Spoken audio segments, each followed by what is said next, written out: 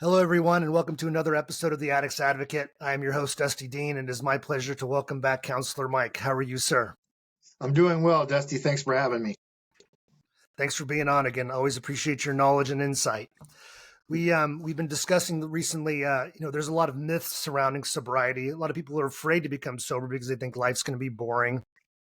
But I know that you have a lot of insight on this, and I know that you've come up with a list of some things that are really big myths regarding sobriety that hopefully will take the sting out of the fear of becoming sober, not feeling, accepted in social environments anymore, feeling like they're going to be able to still function in society, right? And I think that's important.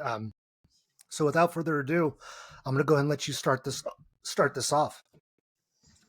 All right. So there is a myth out there. It's floating around. It's been floating around for quite some time that an individual absolutely has to hit rock bottom before they reach out.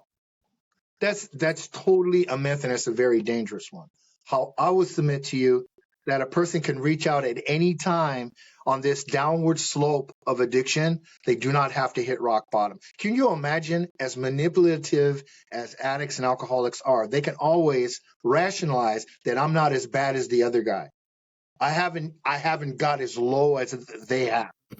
So I can actually rationalize that I don't have a problem. So why would I reach out if I'm not as bad as that person that's a skid row bum in the gutter?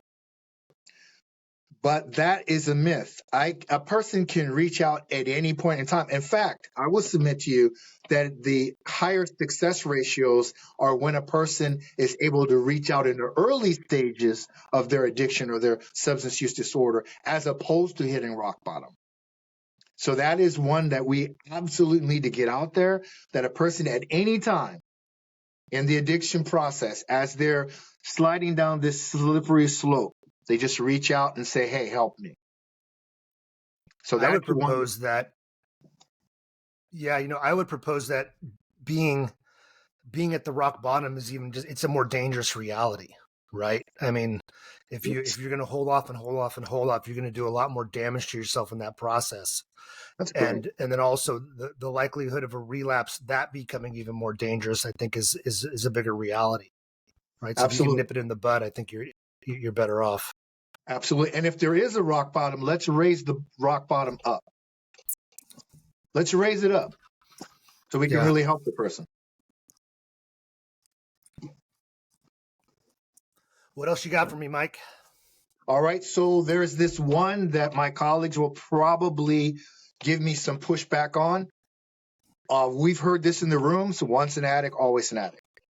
So I would submit to you that's not true. Now, I'm probably going to get a lot of negative feedback about that, but I'm going to take a risk. All right. So I'm going to do it this way. So in the Navy, I used to teach how to fight a fire. So you fight a fire, the fire is out. The scene leader comes back to me and says, Chief, the fire is out. I said, okay, we posted over the 1MC, the public address system on ship. Fire's out, fire's out, fire's out. But I'm going to post a reflash watch at that fire scene for at least 24 hours to make sure there's not any ambers still that we haven't detected that can reflash the fire. So after 24 hours, that scene leader is going to come back to me and say, Chief, the fire's been extinguished. At that point, that fire is completely out. It has no chance of reflashing. So now let's transport that to recovery. So a person's been working on their addiction, whatever they did it, they went to treatment, they have a plan, they've been working on it. They're addressed their triggers and their cravings. They've done a really good job. Now they're in a point in their life where they don't even think about using as a way of coping with stress or trauma or pain. Doesn't even come up. They don't even think about drinking or using to deal with that. So I would propose to you, if that's true, and it doesn't come up out of their lizard brain where their addiction lives, but it no longer comes up there, right? And the mammal brain is in charge completely, and they don't have any cravings. They don't have triggers, and they're living their life as a clean and sober person. And they've been doing this for 3, 5, 7, 9, 11, 15 or more years. I would propose to you that their addiction has been extinguished. It is done. And at that point, would you say to that person, hey, you know what? You're still an addict. No. in every way, shape, or form, internally and externally, they're showing us that the addiction is no longer active. So are we really doing them a justice by saying, you're still an addict, dude? It's just that your addiction has gone stagnant. You still have it.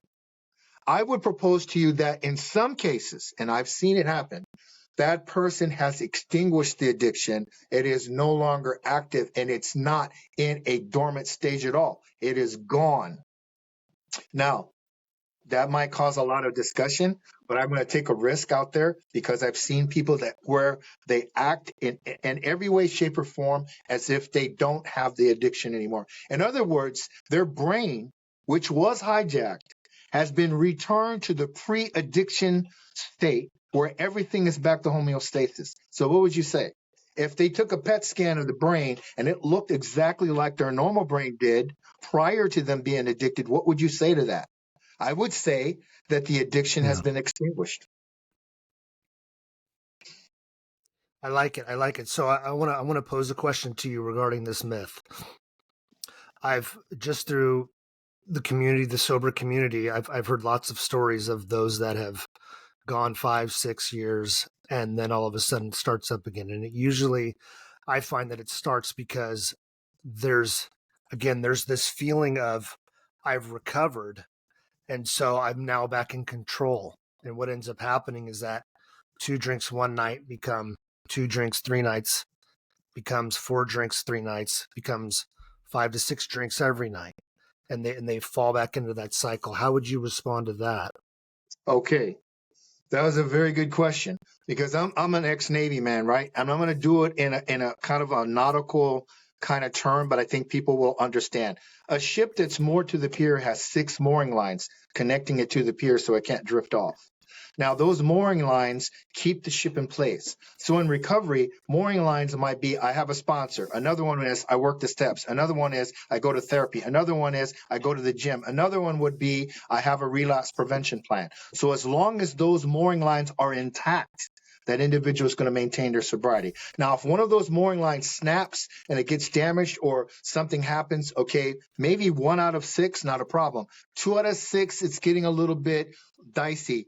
3 out of 6, half of the mooring lines are gone. So basically what is going on is that individual is no longer doing the things that were helping them to establish and maintain their sobriety. So now they've let go of the things that have got them to where they are now. So in that case, they need to re-implement the mooring lines, all the connections that they had to get them to that place. They need to reestablish them and then continue on their journey.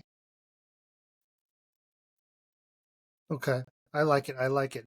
And I do think that from other people in the sober community, those that have been struggling with it, is that the ones that get all this knowledge and utilize those mooring lines, if you will, there's a major mental health perspective that is never addressed.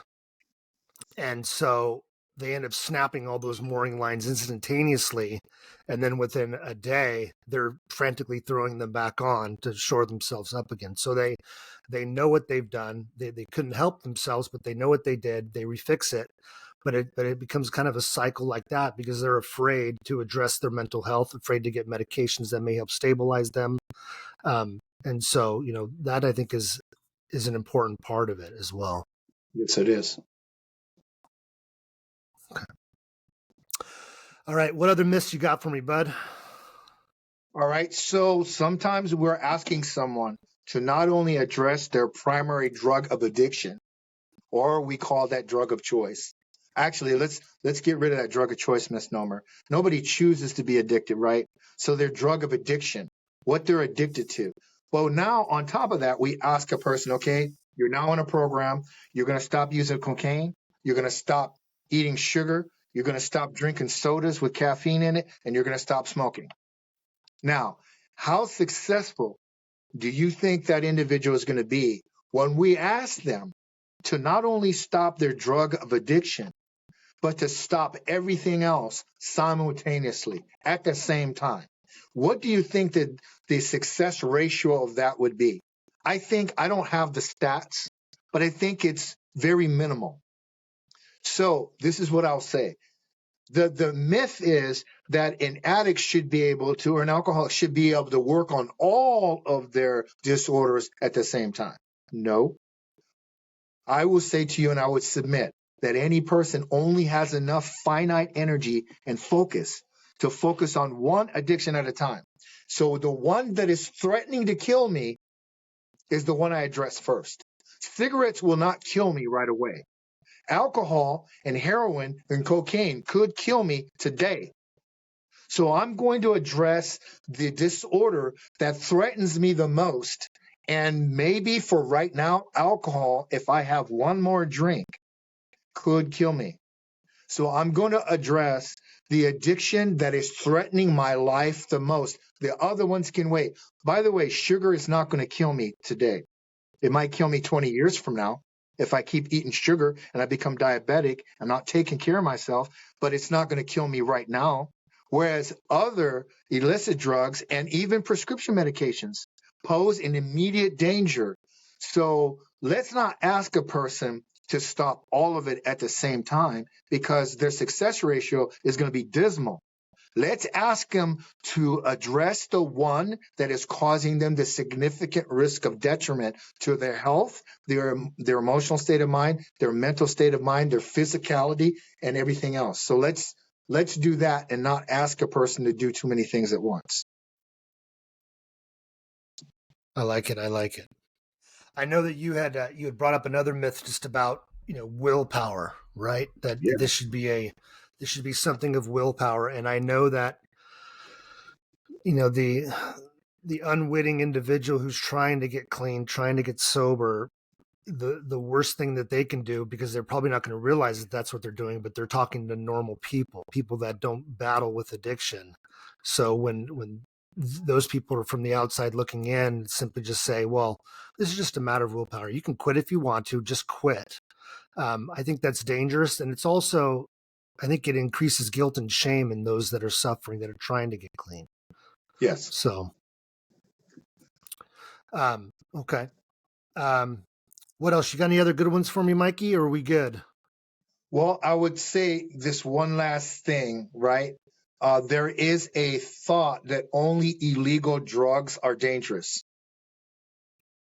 Hmm. So I would submit to you that alcohol kills more people per year than all the other illicit substances put together. So we have 88,000 deaths per year that are connected to alcohol, and alcohol is legal. Nicotine is legal, and it kills 1,500 people a day. So the myth is that only illegal substances are dangerous. No, actually, it's the other way around. It's illegal substances because not only are they legal, but they're accessible.